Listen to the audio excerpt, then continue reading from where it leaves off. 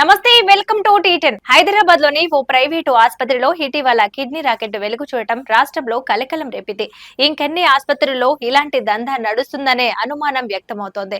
అనేక సార్లు ఇలా అక్రమ అవయవ మార్పిడి ఘటనలు బయటపడుతున్నా ఈ దందాకు అడ్డుకట్టపడటం లేదు. అయితే వీటికి పేదలే సమిధలవుతున్నారు.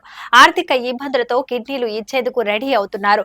తీరా కిడ్నీ తీసుకున్నాక సదరు ముఠాలు వారిని మోసం చేస్తున్నాయి. డబ్బులు చెల్లించకపోవడంతోనో పోలీసులకు ఫిర్యాదు చేయడంతోనో అవయవ మార్పిడి ఘటనలు అనేకం వెలుగు చూశాయి.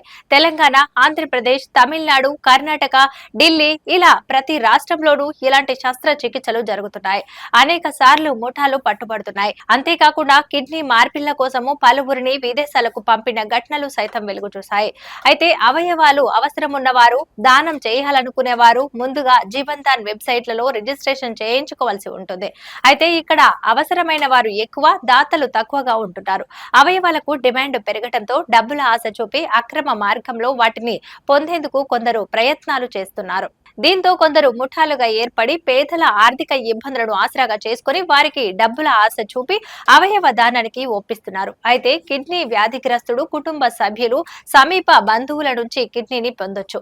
అయితే ముఠాలు ఎలాంటి బంధుత్వం లేకున్నా వారిని బంధువులుగా చూపించేలా ఫోర్జరీ డాక్యుమెంట్లు తయారు చేసి కిడ్నీ మార్పిడి సర్జరీలు చేయిస్తున్నాయి.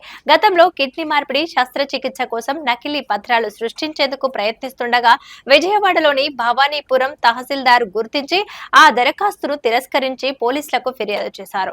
నకిలీ పత్రాలలో ఢిల్లీ, పంజాబ్, హర్యానా, మధ్యప్రదేశ్, గుజరాత్ లలో కిడ్నీ మార్పిడి సర్జరీలు చేయిస్తున్న ముఠాను గతంలో ఢిల్లీ క్రైమ్ బ్రాంచ్ పోలీసులు అరెస్టు చేశారు. అయితే అవయవ మార్పిడిలో కిడ్నీ సర్జరీలే ఎక్కువగా ఉండటం గమనార్హం. సోషల్ మీడియా ద్వారాను కొన్ని ముఠాలు అక్రమ అవయవ వ్యాపారం చేస్తున్నట్టు తెలుస్తోంది. మానవ అవయవాలను విక్రయించేందుకు ఓ ప్రముఖ ఆసుపత్రి వెబ్సైట్ ను పోలి ఉన్నటువంటి ఓ నకిలీ వెబ్సైట్ ను కొందరు రూపొందించినట్లు 2023లో అధికారులు గుర్తించారు. ఈ ఘటనలో 2 ఆఫ్రికన్ పౌరులతో సహా 5గురిని చెన్నై పోలీసులు బెంగళూరులో అరెస్టు చేశారు. అయితే అవయవ మార్పిడి కోసం దేశవ్యాప్తంగా లక్షలాది మంది ఎదురు చూస్తున్నారు. ఇందులో కిడ్నీ మార్పిడి కోసం ఎదురు చూస్తున్న వారే సుమారు 10 లక్షల వరకు ఉంటారని అంచనా వేస్తున్నారు. అయితే ఎవరైనా బ్రెయిన్ డెడ్ అయితే వారి బంధువుల అనుమతితోనో అవయవ దానం చేయవచ్చు. దేశంలో వివిధ ప్రమాదాల్లో 2 నుంచి 3 లక్షల మంది వరకు మరణిస్తున్నారు. అయితే అవయవ దానంపై సరైన అవగాహన లేకపోవడంతో ప్రమాదాల్లో మరణించిన, బ్రెయిన్ డెడ్ అయిన వారి కుటుంబ సభ్యులు ముందుకు రావటం లేదు. దీంతో మృతుల అవయవాలు ఎందుకు పనికి రాకుండా పోతున్నాయి.